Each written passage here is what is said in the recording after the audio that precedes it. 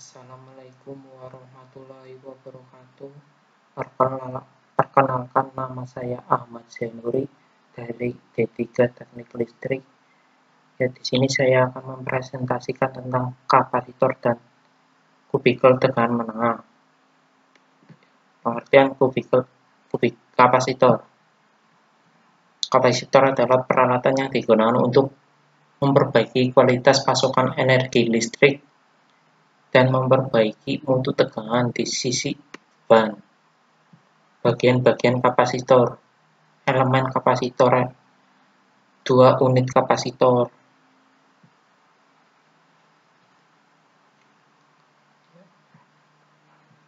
Fungsi kapasitor adalah untuk memperbaiki faktor daya jaringan, mengurangi rugi jaringan, menetralkan atau meniadakan jatuh tegangan, dan memperbaiki stabilitas tegangan.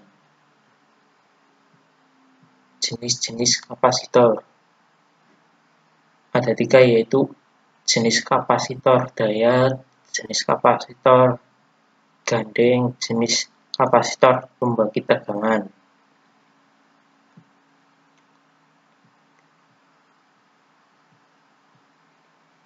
Bagian-bagian kapasitor dan fungsinya. 1. Busing merupakan subsistem yang berfungsi untuk memisahkan antara bagian yang berbeda tegangan. 2. Fuse atau cut-off merupakan subsistem yang berfungsi sebagai pengaman peralatan terhadap arus lebih. 3. Unit kapasitor merupakan subsistem yang berfungsi sebagai kompensator daya reaktif. 4. Isolator merupakan subsistem yang berfungsi untuk mengisolasi bagian bertegangan dengan bodi.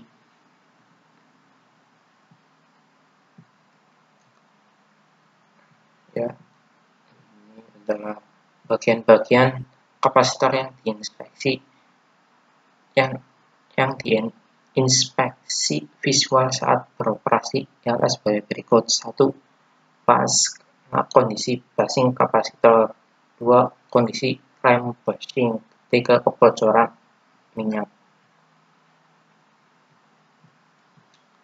Tujuan pengukuran suhu kapasitor ialah saat beroperasi temperatur akan terlihat pada bagian kapasitor yang dimonitoring, sehingga akan dapat dilihat bagian mana yang subsistem kapasitor tersebut mengalami overheat.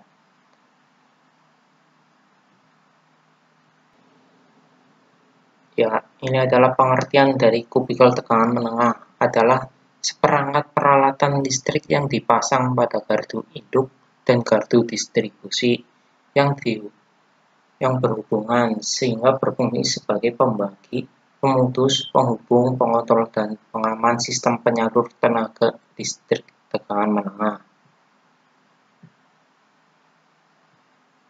Ya, fungsi dari kapasitor, fungsi dari kubikel. Kubikel incoming berfungsi sebagai penghubung dari sisi sekunder trafo daya ke rel tegangan menengah. 2. Kubikel outgoing berfungsi sebagai penghubung atau penyalur dari rel ke beban. 3. Kubikel pemakai sendiri berfungsi sebagai penghubung dari rel ke beban pemakaian sendiri. Ya, jenis-jenis kubikel. Jenis-jenis kubikel ada 2, yaitu tipe open dan tipe close. Ya, kita bahas tentang open. Kubikel jenis open adalah kubikel yang terpasang dengan kondisi rel terlihat atau tidak dalam kompartemen yang tertutup, sehingga rel tersebut memerlukan pemeliharaan rutin.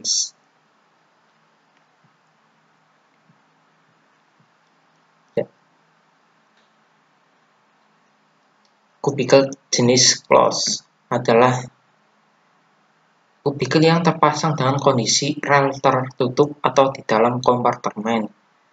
Hal ini dimaksudkan agar rel lebih aman dan bersih karena tidak bersentuhan langsung dengan debut udara sekitar.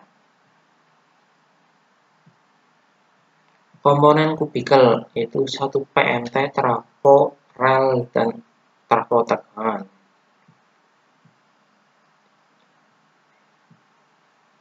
PMT atau pemutus tenaga terpasang pada kompartemen yang pada jenis tertentu, dan mekanik penggerak dapat dengan mudah dikeluarkan. Fungsi PMT adalah saklar yang dapat digunakan untuk menghubungkan atau memutuskan arus atau daya listrik sesuai ratingnya.